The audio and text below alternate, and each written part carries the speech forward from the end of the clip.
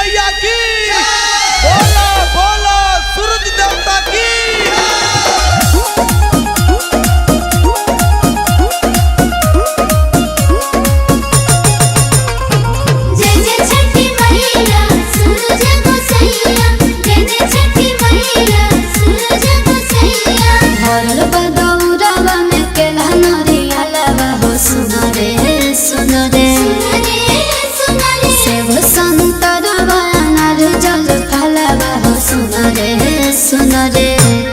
सुना से पुलिस ज्यादा धादी चुनरी ओढ़ाता दादी दौड़ा के ऊपर जरा दिया घाटे बोला दादी सूरज को सैया जल्दी पियरे पहिरला एहु किया जल्दी पियरे पहिरला एहु किया जल्दी पियरे पहिरला।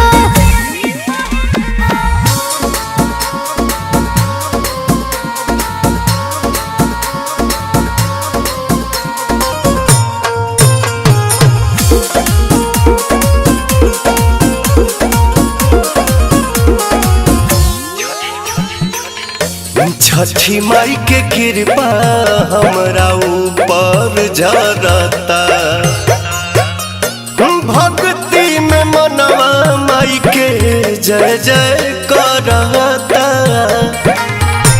तो सोढ़िया पहिरने निमने निमने कुल्हिया सोटने निमने निमने कैले तू बारू बारा रही हा जुग जुगले करा बिहसत हमनी के रही जिया दे दे होई तो कैसे रख दिया ये जल्दी पियरे पहिरला एहु किया जल्दी पियरे पहिरला एहु किया जल्दी पियरे पहिरला।